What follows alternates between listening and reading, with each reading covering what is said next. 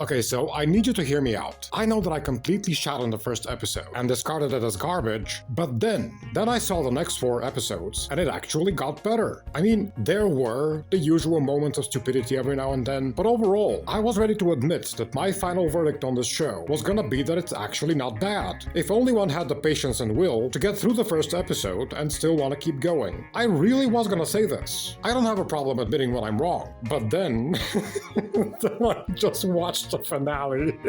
I mean, I just pissed my pants and like, oh, Enrico, please do not die. Please, Enrico, I'm such a powerful Reverend Mother that I will not hear someone coming behind me with a needle.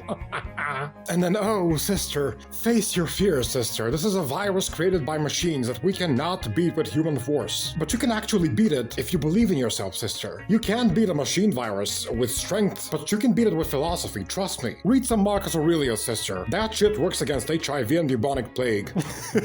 And all the soap opera plot twists of who's the child of whom, like, oh, mother, I hate the entire sisterhood because of mommy issues.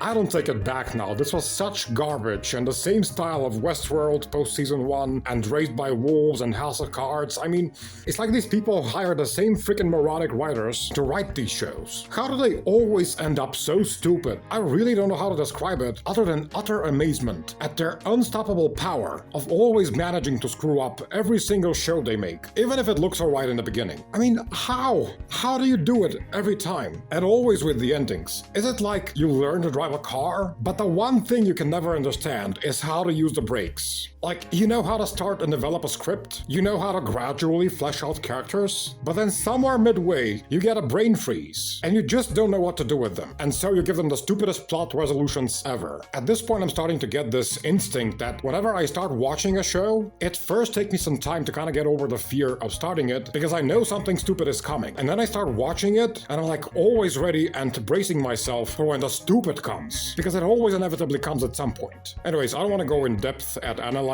why exactly this ending and this show ultimately turned out to be utterly stupid. I'm just gonna give you the overall reason why, without losing too many brain cells.